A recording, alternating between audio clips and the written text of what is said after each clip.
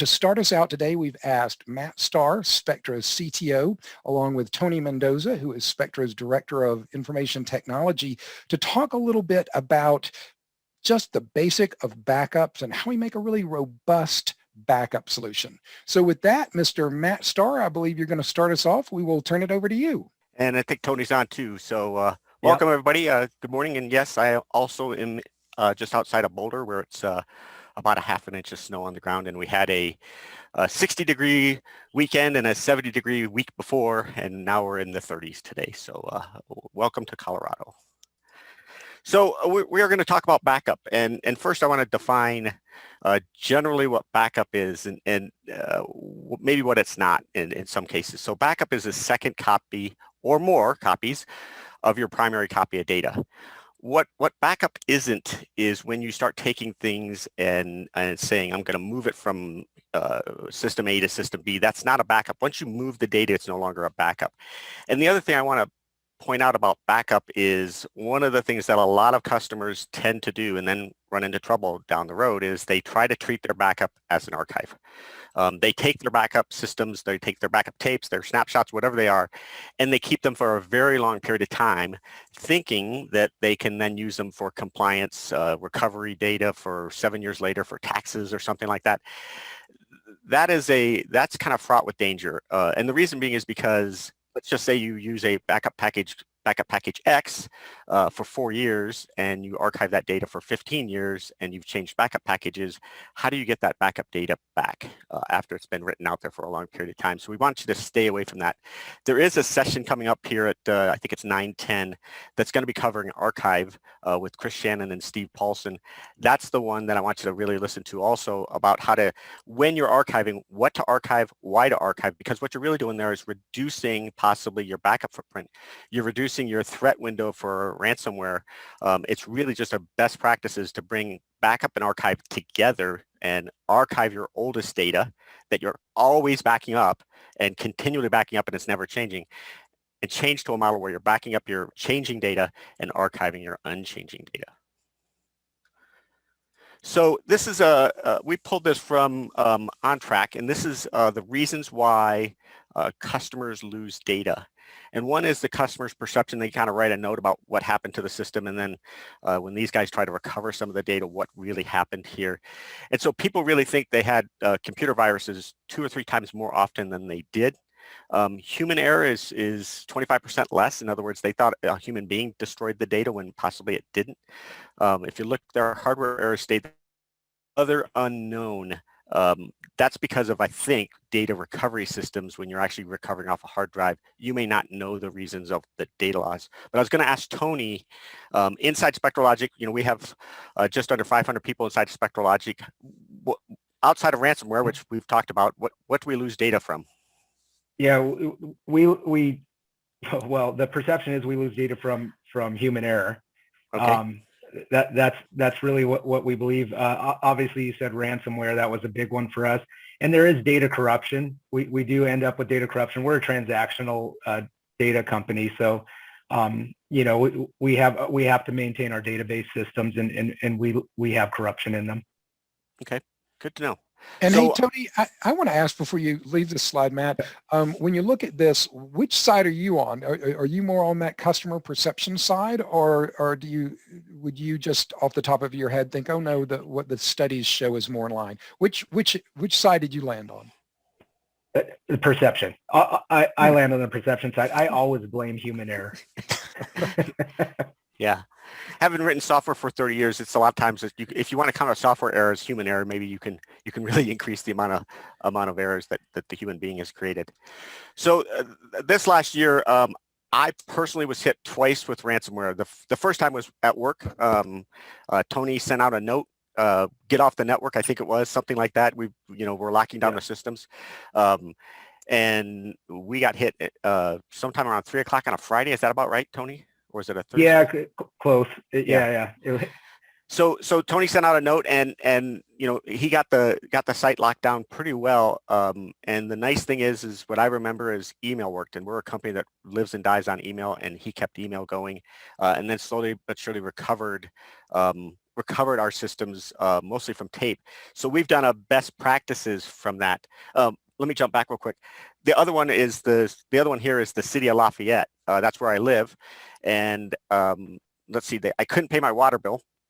Because they couldn't accept payment. They couldn't bill me because they didn't know what my bill was. They leaked my social security number.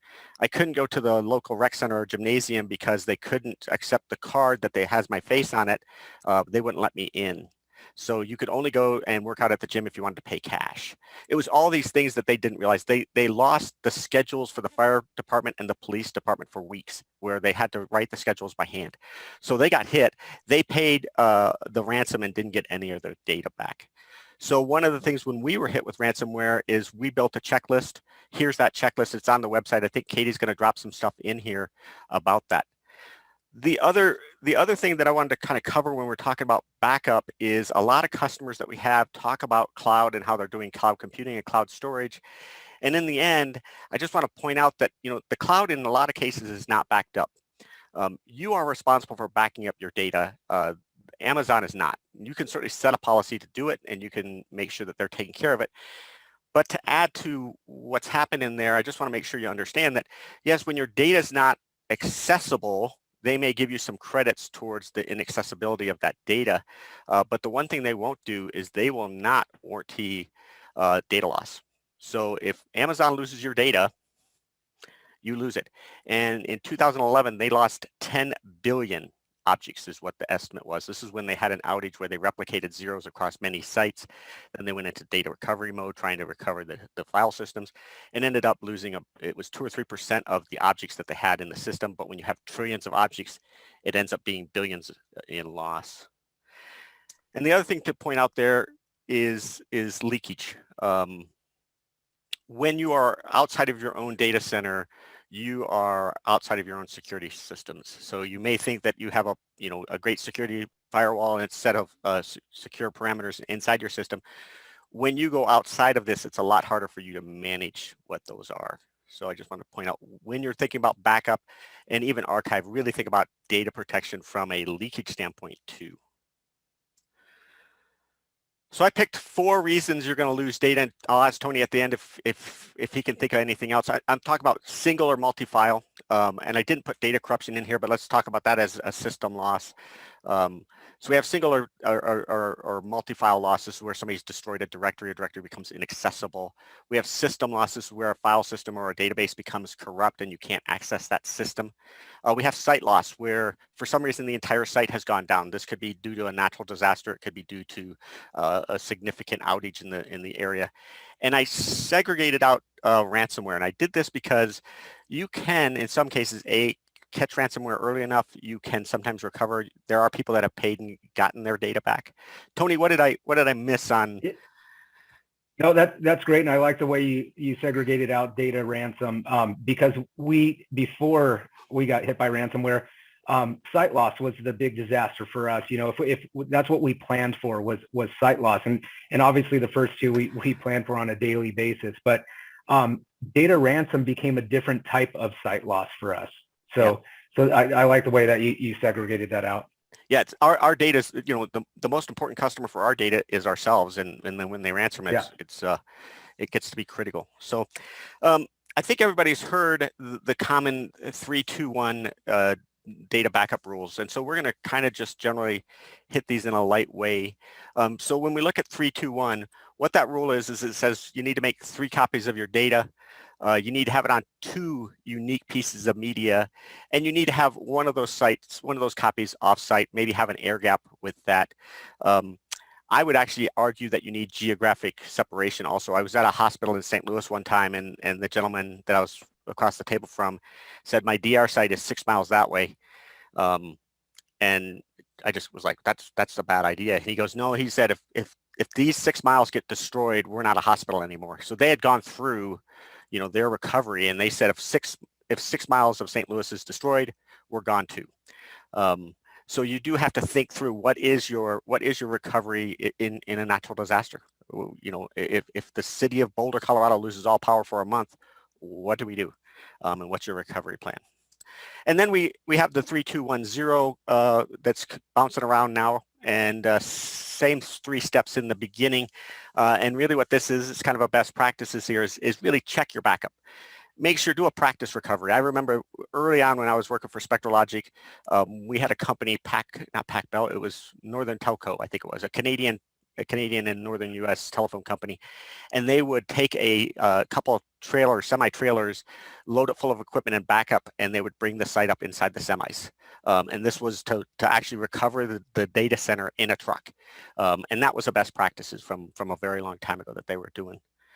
And then we go into 32110, which is probably popping up right in the last 3 or 4 years. This is kind of important too, and it's just clarifying. I think it's really just clarifying a lot of things. The first 3 rules stay the same, and make sure that third copy is immutable. Immutable meaning it can't be overwritten, it can't be destroyed, it can't be changed. A lot of times when you think about ransomware, what ransomware is doing is encrypting your data. If it makes it if you can get it immutable, theoretically you can't get it ransomed. A good way to do that, to combine those 2, 1 and 1 there, those last step 3 and 4 there, is to use tape, because tape being an offline media is very difficult for somebody to get a hold of. Usually you'd have to be able to crack into the backup software and operate the robot and operate the tape drives, and most things can't do that. And then the last 0 again is making sure that you have no errors in your backup. Tony, anything else to add to these? Or no, great point on tape, and just experiencing that ransomware this past year. Tape was our go-to because of what you said. It's almost immutable, right? It's very hard to overwrite.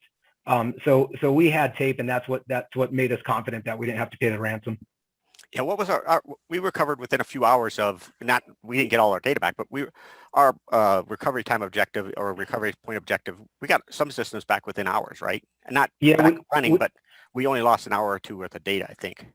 Right. Yeah, exactly. We ended up spending 5 days trying to stop the ransomware, get it cleansed off of our network. And then you're right. We only had to go back to, it was actually to the previous Friday. And this was on a Wednesday. Yeah, we didn't lose a lot of data, a lot of transactions. Good. So next up is kind of backup destinations. So I'm going to kind of compare these backup destinations to what the loss was that we could have. So we can look at snapshots and self-protection. This is where let me bring that up. Sorry. Snapshots and internal protection. This is where the file system itself is kind of self-protecting, where it's doing a snapshot and allowing, not just say hourly or similar to continuous data protection, where it's taking and looking at blocks that are changing and then writing new blocks as they change. That's on the same system in most cases. And then we have kind of a disk-to-disk backup target, where we can do a snapshot and copy it off to another disk and then start reusing those blocks again. We can get into tape backup systems, where we end up with an air gap and we end up being able to move that data offsite, including getting geographically separated. We have second sight. We have a lot of people in the media and entertainment space that they have so much data they really can't back up, so they developed a second sight system where if they lose site 1, they go to site 2. Site 2 becomes the broadcast entity when site 1 is down. And then we have cloud, third-party data storage offsite. So let's look at the loss technology. We had single file loss. This is where you lost a file or a directory. Then we have system loss. We have site loss, ransomware attack. And if we compare those to the 5 different kind of ways of protecting data, so that snapshot idea, we're protecting it on the same system. What we did is we took those and weighed them against one another and came up with this. And really what it shows you is, it shows a couple things. One is one technology doesn't solve all different ways of losing data. When you're talking about a single file loss or a single directory, snapshots are very good for that, right? Snapshots may not be really good for, especially file system level snapshots may not be good for database backup because you don't have the logs from the database. But you could be using something similar to a database tool that's capturing that data and copying it off to another disk system. So that's why disk to disk there for system loss is still pretty good. When you look over here at site loss, you see where tape is ideal for site loss. We had customers during Katrina, I can't even say it today, Katrina, and they actually called us up and said, we have tapes leaving the city now. Can you get us a tape library on the way? And we took a tape library to Dallas Then we drove a little bit east and met them with their tapes, and they started recovering data in I think it was a warehouse, but they needed to get that hospital up and going. So they used tape, got the data out of the city, and was able to recover it. And then I put ransomware there a little farther back on that last one.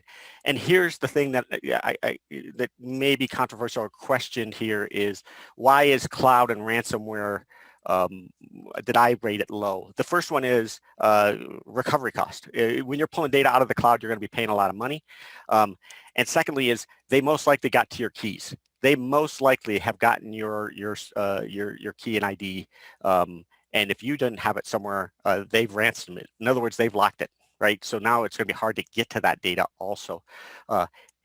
Lastly is, cloud is becoming so popular that I guarantee that there are people getting through your S3 credentials and going up through that system and deleting data and doing other things to that. So you got to really be careful when you're thinking about cloud, ransom, site loss, those big ones. That's where you want to be, either into second site or tape backup.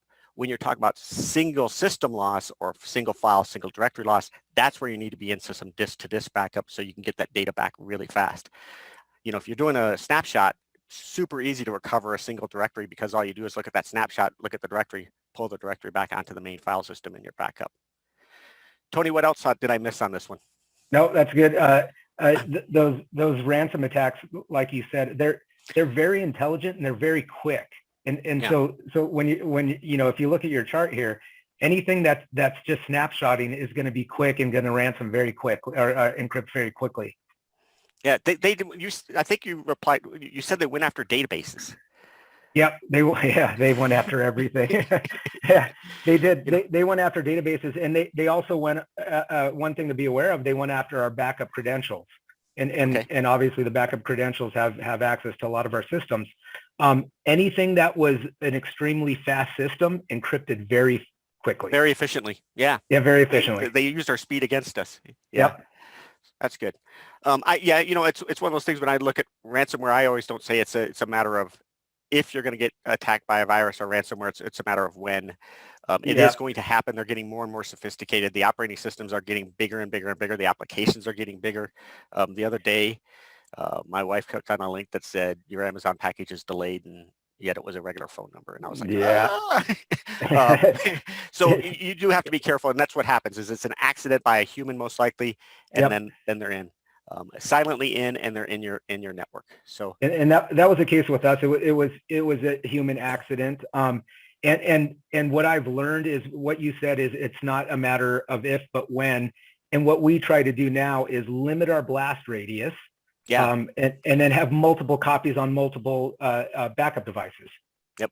Yeah, that's exactly what you're saying here. So that's an important thing about archiving and get the data immutable is, if you can reduce the attack surface area, very much, you know, they used to have tanks with walls like with this, and then they tilted them because it reduces the attack surface of the armored vehicle. Same thing here. You want to reduce the amount of data that's sitting out front that's getting hit by this ransomware. So, hey, I wanted to pose a question, Tony. Have you seen ransomware actually go after backup files? I mean, you can identify backup files by extension. You mentioned they went after our backup credentials, but do you see them actually targeting those files by extension? Yes. In our case, it not only attacked our backups, tried to attack our backups, it attacked our backup server. And so you know, we were for a while dead in the water, not knowing what our backup assets were. So yeah, I've found that it's probably the most intelligent software out there. Yeah.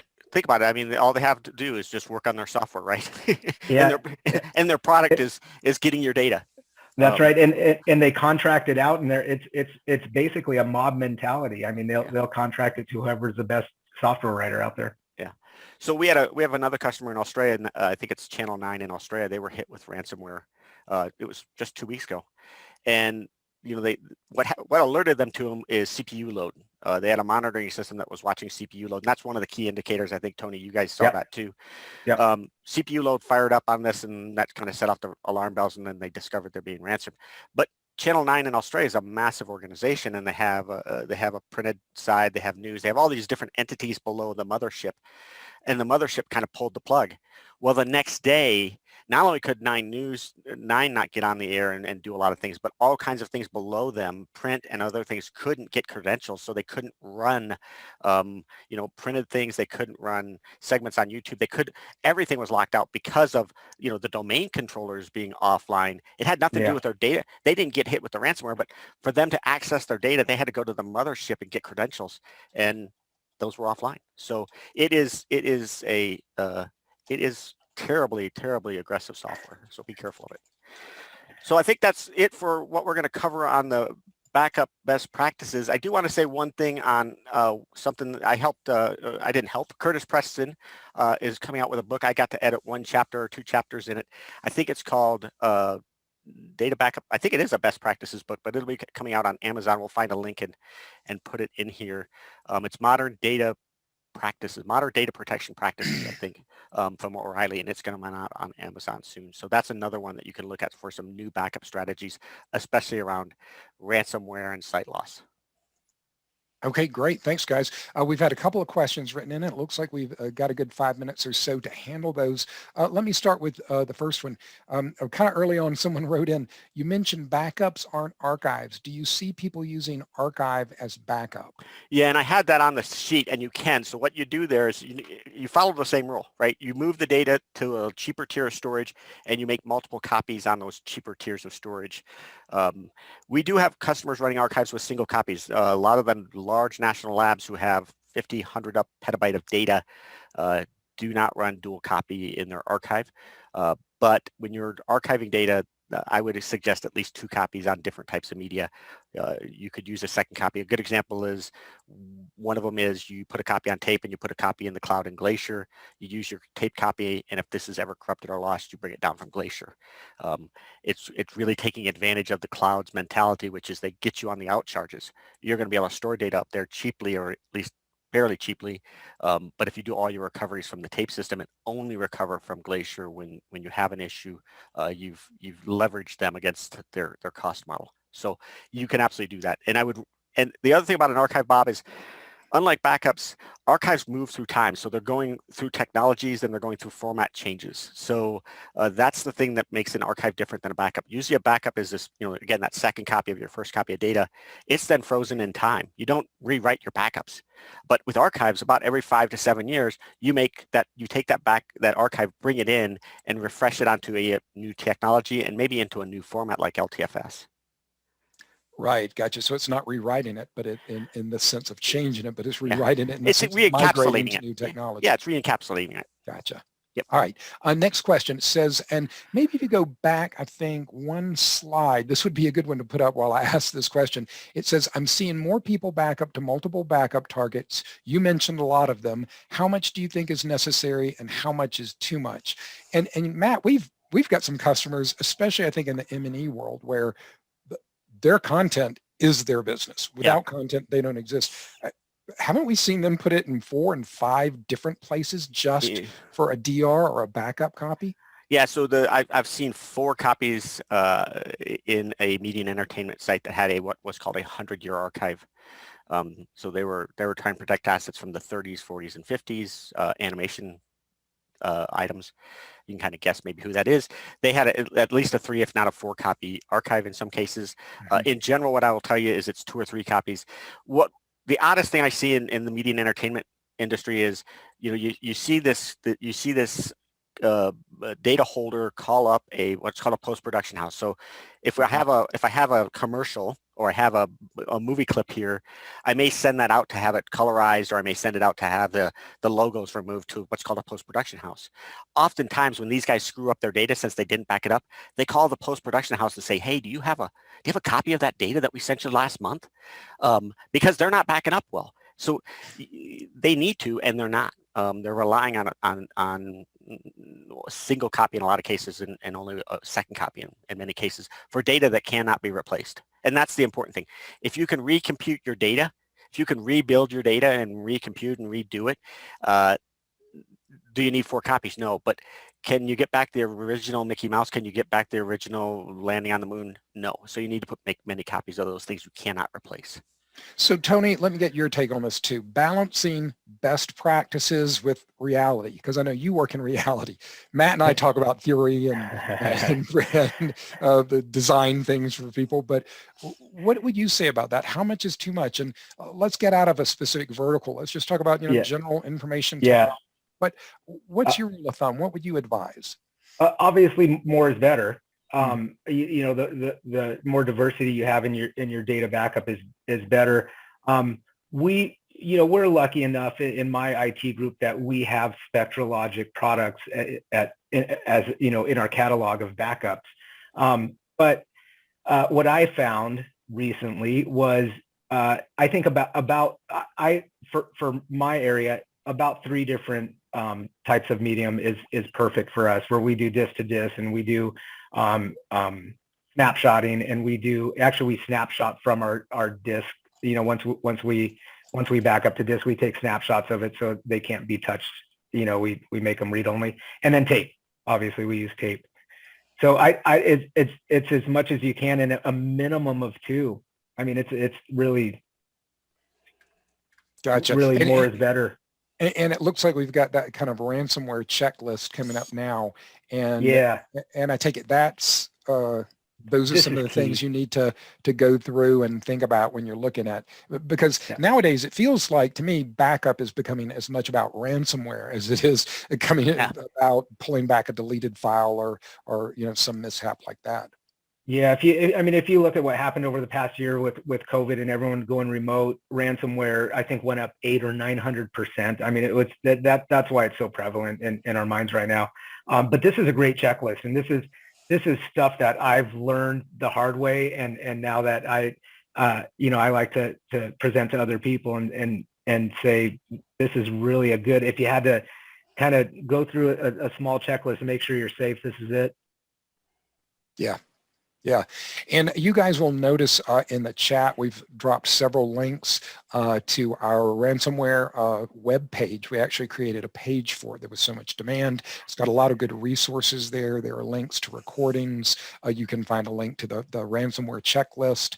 So make sure you look in that chat box, and then also the thank you will have some detailed information. One last question, and it might be a big one, but we've only got a couple of minutes left. So let me pose it. It says, if you are backing up to immutable backups, they might not be encrypted, but is it possible to delete the directory that they are in? Yeah, or the database. So what about, if you've got an immutable backup that's still online and accessible, what about that? If there's something that keeps them from changing it, couldn't they just go in with the delete tool and delete it? If they've got that kind of access? Or think about this, you're taking snapshots. Somebody has to know what date and time and other things about those snapshots, and again, keys and passwords and all these different things that you have to lose upstream.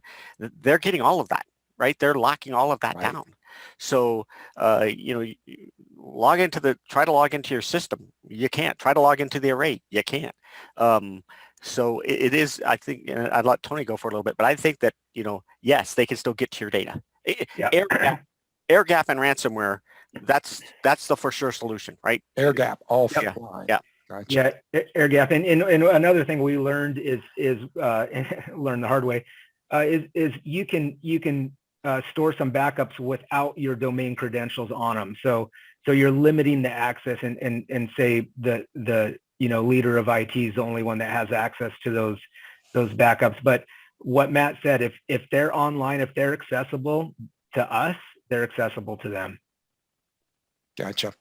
Okay, and I do see a comment written in, two. One just came in as well. It says, my chat says it's disabled and I do not see the supplemental information referenced. So if you are not getting those drops in your chat box, don't worry. The thank you note that we send out after after this webinar, since you've signed up for the webinar, you'll get that thank you email, and that will have all of the links and everything that they would need this is SpectraLogic.com, search ransomware, upper right corner, the search bar, type in ransomware, and this is the first page you'll find, I think. Right. Okay. And then the last thing is someone wrote in, what's an air gap? Give a little sorry about background to that that's quickly. Yeah, so it actually comes out of well, I won't say where it comes out of. It's the idea that you are separate by electronics from a system. So EMF, electromagnetic field, electromagnetic pulse. You're electrically separated by an air gap so that no ones and zeros, nothing can touch that data. That's what we're talking about there when we talk about air gap. You are electrically away from that other system. And that typically refers to tape, correct? Yeah, I mean, you could unplug it, you could every night go out and, back up disk to disk and unplug that array off the network, and you have an air gap, right? Now, the downside to that is, let's say you didn't, like Tony talked about, it took us 5 days to cleanse our system of the ransomware. If somebody would have plugged that in early, it would have got ransomed too. So really what you're talking about here is, again, with tape, I've known tape for 30 years. You just can't go in and overwrite tape easily.